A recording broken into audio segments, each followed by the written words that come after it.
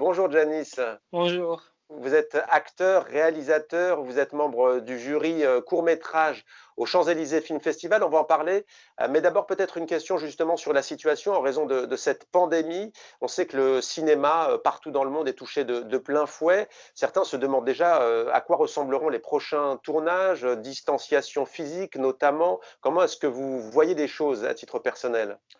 Ben écoutez, en fait, il y a des choses qui arrivent, des informations qui arrivent tous les jours et qui sont un peu différentes. À des moments, on nous dit que ça reprendra en septembre, d'autres moments fin juin, qu'on aura des médecins sur le plateau qui prendront notre température. Par exemple, je devais faire un film, mais là, on doit attendre plus longtemps pour des questions d'assurance, parce qu'il y a des personnes âgées sur le tournage et apparemment, c'est des personnes qui sont plus à risque. Du coup, voilà, c'est un petit peu flou, mais ça va. Moi, ça ne me dérange pas beaucoup.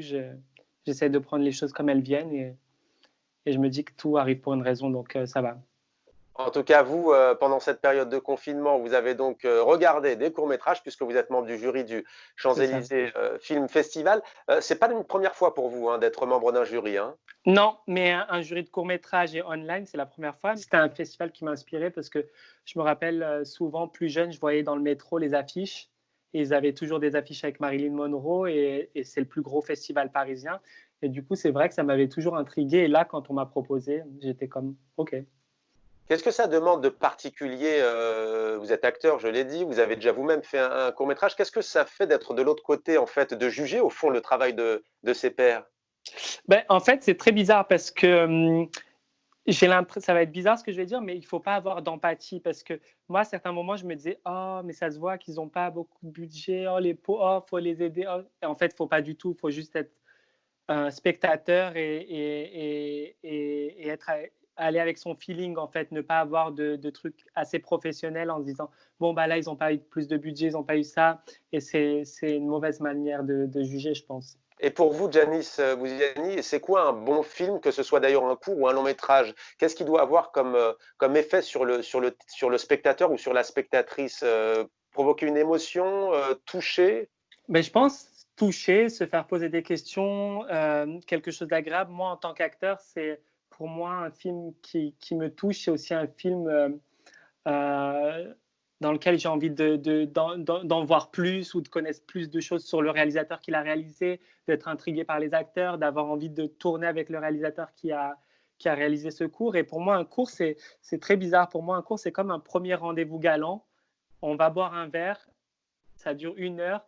Et après ce verre-là d'1 heure, on sait si on a envie de revoir la personne ou pas. Et ben, un court-métrage, c'est pareil pour moi. C'est un petit aperçu et après, on a envie d'en voir plus du réel ou pas.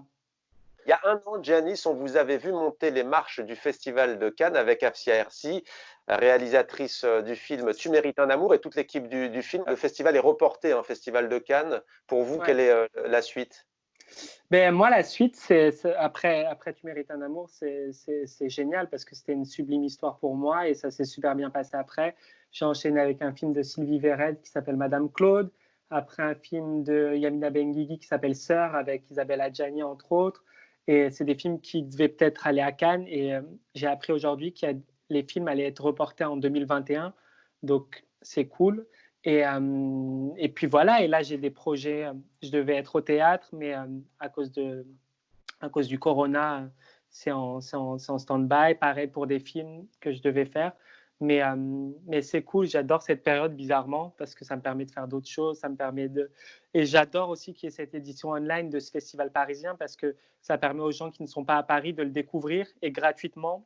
Et ça, c'est très important. Moi, j'ai toujours pensé que la culture, elle permettait de s'évader, de rêver. Et là, on était enfermés chez nous et il n'y avait rien de mieux que de la culture pour nous permettre de... Et c'est là qu'on peut faire prendre conscience aux gens à quel point l'art est important et que c'est pas futile et qu'au contraire, et que là, enfermé, on a pu se rendre compte à quel point ça nous permettait de nous évader.